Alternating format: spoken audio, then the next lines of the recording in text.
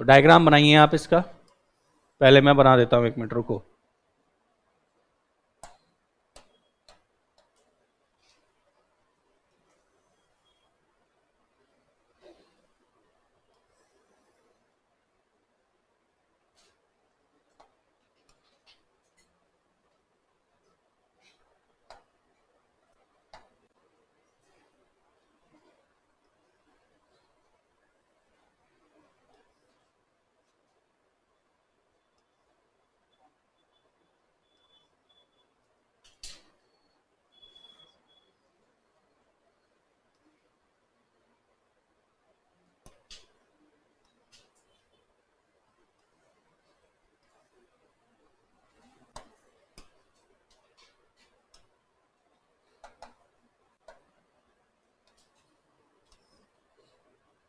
इस तरह का एक चैम्बर होता है ये, ठीक है, और इसमें यहां पर हुपर्स लगे होते हैं।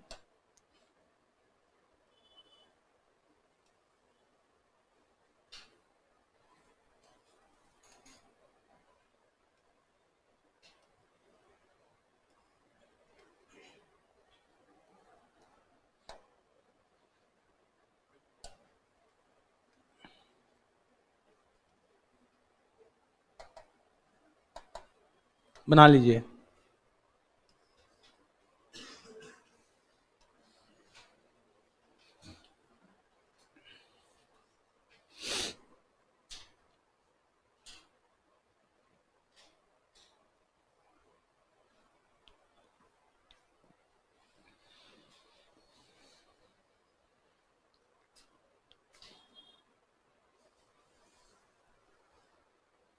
तो इसमें बेसिक सेटलिंग फिनोमेना को यूज किया जाएगा।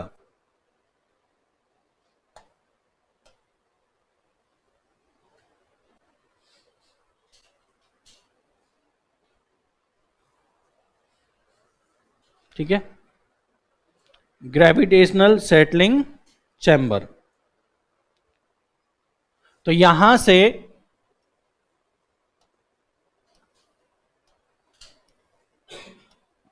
डर्टी गैस एंट्री करेगी और यहां से क्लीन गैस बाहर निकलेगी।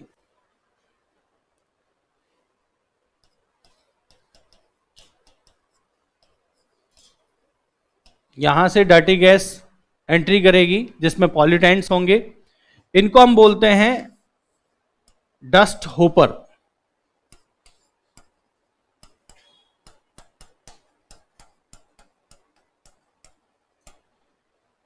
अब एक्चुअली गैस में जितने भी एयर पॉल्यूटेंट्स हैं,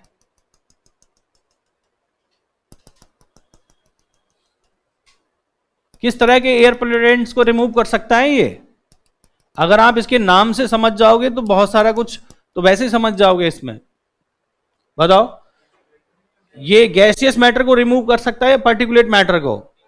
अब इसमें नाम से समझने की कोशिश करना, इसमें सेटलिंग फिनोमेना को यूज कर रहे हैं हम। नाम क्या है इसका? Gravitational settling chamber. तो इसका मतलब यहां पर सेटलिंग होगी तो गैसियस मैटर की तो सेटलिंग हो ही नहीं सकती। गैसियस मैटर तो लाइट वेटेड होता है, वो तो वैसे ही क्या करेगा, ऊपर जाएगा। तो गैसियस मैटर के लिए या गैसियस पॉल्यूटेंट के रिमूवल के लिए इसको यूज नहीं किया जाता है, इसको हम पार्टिकुलेट मैटर को रिमूव करने के लिए यूज करते हैं। तो जो भी पार्टिकुलेट मैटर है, जो भी पार्टिकुलेट मैटर है वो इन हुपर्स में कलेक्ट हो जाएगा। सेटलिंग होगी इसकी under the action of gravity, क्योंकि इनके वेट होगा। अब इसका कोई मुझे डेली लाइफ एग्जांपल बता सकता है कि ऐसा कुछ देखा हो आपने? सोच के बताओ कि ऐसा कुछ देखा हो हमने।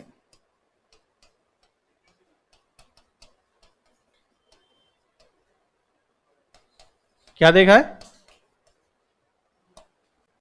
मैं ज्यादातर एग्जाम्पल जो है, मतलब ये मान के चलो जो आपने देखा है नॉर्मली, कितने लोग शहरों से हैं? टिपिकल शहर से, जिसने गांव कभी नहीं देखे? एक, हाँ गांव नहीं देखे हो। क्या हो गया? हाँ बहुत अच्छे लोगों ने नहीं देखे होते हैं, मौका ही नहीं मिलता। ठीक है, तो जैसे मैंने अमेरिका नहीं देखा। हाँ, कुछ भी हो, देखा तो नहीं है। हाँ, अलग कंट्री है। पहले तो पता कौन बोल रहा है, एक बार हाथ खड़ा करें। एक बार बता मेरे को। वो देखा है वो। क्या बोला? इस कंट्री कितने शहर देखे हैं? जयपुर के अलावा कुछ नहीं है। दिल्ली देखा है? नहीं देखा ना। तो वही है। ठीक है, अब मुझे बताओ सोच के। मजाक मजाक में सीख जाओ तो ज्यादा बेटर है। R O. नहीं, सोच के बताओ, ठीक है, जो भी दिमाग में आ रहा है। आर ओ सेटलिंग होती है, लेकिन उसमें मैं ये चाहता हूं कि आप गैसियस मैटर के साथ में जो पार्टिकुलेट मैटर है उसको सेपरेट कर रहे हैं। कल भी एक एग्जांपल लिया था मैं, थ्रेसर। थ्रेसर तो देखी होगी आपने। बस उसमें लाइट वेटेड मटेरियल तो हवा से वो आगे उड़ जाता है, जिसको अपन क्या बोलते हैं, चारा जो भी बोलते हैं। और जो ग्रेन्स होते हैं वो सेटलिंग की वजह से नीचे आ जाते हैं ऊपर में। ये तो सबने देखा है। तो सेम प्रोसेस और कुछ नहीं है। ठीक है,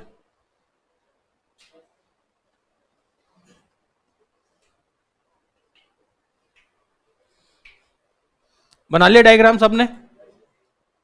तो लिखो इसमें।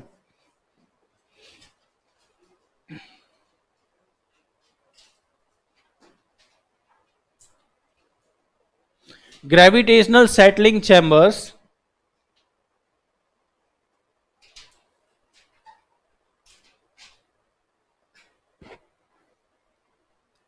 in air pollution control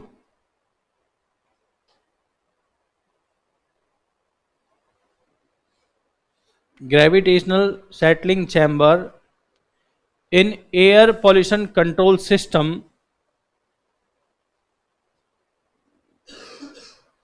provide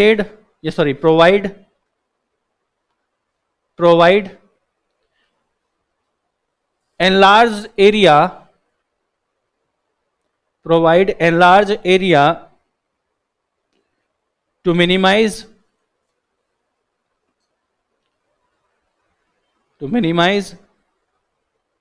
horizontal velocity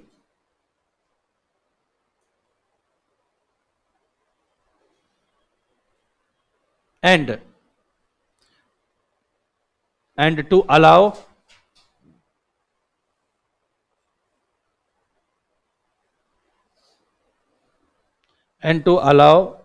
the time for settling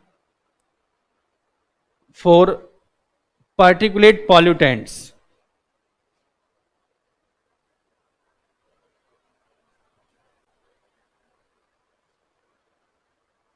let suppose कि ये किसी इंडस्ट्री का एग्जॉस्ट पाइप है। ये कोई इंडस्ट्री है जिसका एग्जॉस्ट पाइप है ये। तो ये जो सेटलिंग, इसको हमने कनेक्ट कर दिया। लेट यहां मान के चलो कि साहब ये क्या है, ये एक इंडस्ट्री है। ये इसका एग्जॉस्ट पाइप है। तो इसको हमने कनेक्ट कर दिया किससे? इसको हमने, हाँ, ग्रेविटेशनल सेटलिंग चैम्बर से हमने क्या कर दिया, यहां पर कनेक्ट कर दिया। अगर हम इसको डायरेक्ट इमिट करेंगे तो क्योंकि एरिया कम है पाइप का, एग्जॉस्ट पाइप का एरिया कम है, तो जो गैसियस मैटर है या जो पॉल्यूटेंट्स है वो बहुत ज्यादा वेलोसिटी के साथ में आगे बढ़ेंगे और वो सेटल नहीं हो पाएंगे और फिर वो एटमॉस्फेयर में डिस्पर्स होते रहेंगे। लेकिन आगे चल के देखो, यहां पर एरिया क्या हो गया, बढ़ गया। जब एरिया बढ़ गया है तो क्या हो जाएगा, वेलोसिटी रिड्यूस हो जाएगी। क्योंकि आप जानते हैं कंटिन्यूटी इक्वेशन से a1 into v1 is equal to a2 into v2। क्योंकि एयर का जो मास फ्लो रेट है, डिस्चार्ज, एयर का जो डिस्चार्ज है वो कैसा है, कांस्टेंट है। जितना डिस्चार्ज यहां से मिल रहा है उतना ही डिस्चार्ज आगे जाएगा, ना तो कम हो रहा है ना बढ़ रहा है। जितना डिस्चार्ज यहां से एंट्री करेगा वही डिस्चार्ज आगे जाता जाएगा। तो यहां तो ज्यादा वेलोसिटी के साथ चलेगा क्योंकि एरिया कम है। और जैसे ही एरिया बढ़ा तो क्या हो जाएगा, एरिया बढ़ा तो वेलोसिटी कम हो जाएगी, और जैसे ही वेलोसिटी कम हो जाएगी तो उससे पार्टिकुलेट मैटर को एक प्रॉपर टाइम मिल जाएगा और वो सेटल हो जाएंगे। ठीक है जी। तो इसका मतलब ये जो सिस्टम है ये पार्टिकुलेट मैटर को रिमूव करने के लिए काम आता है। तो लिख लो, इट इज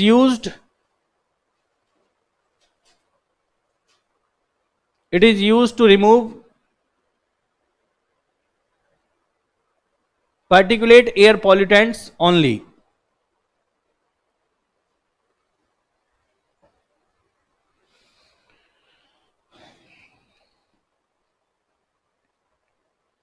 अब कुछ डेटा है वो मैं लिखा देता हूं आपको। लिखो, usual velocity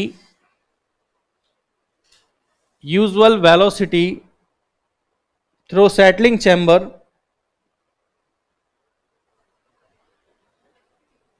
is 0.5 to 2.5 meter per second। 0.5 to 2.5 meter per second।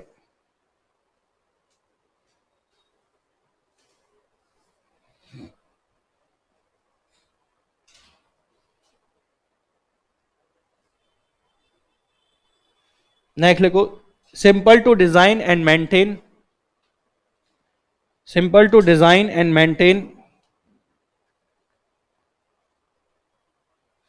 and low pressure loss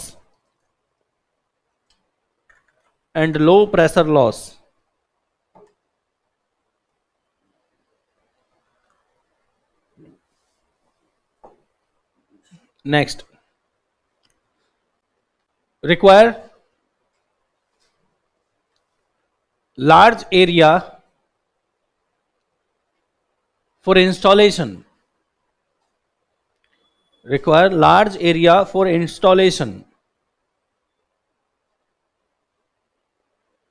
and has low collection efficiency।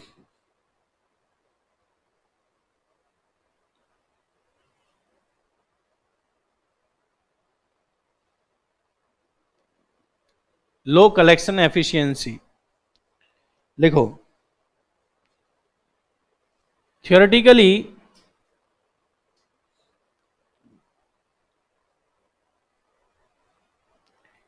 it should be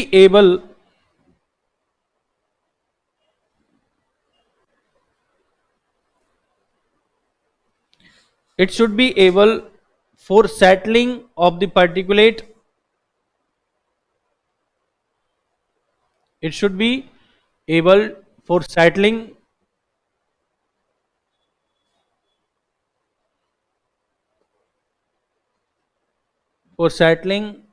of particulate of size 5 to 10 micron of size 5 to 10 micron,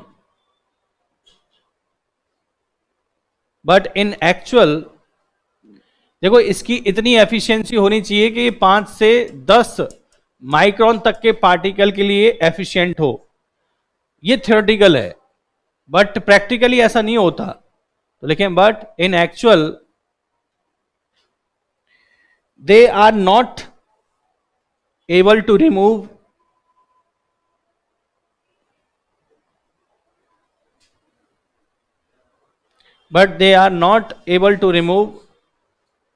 particles of size less than 50 micron। लेकिन ये practically particles of size less than 50 micron. तो ये ऐसे chamber हैं जो ideally जब हम इनको डिजाइन करते हैं तो इन पार्टिकल्स को रिमूव करने के लिए डिजाइन करते हैं कि 5 से 10 माइक्रोन तक के पार्टिकल को रिमूव कर सके।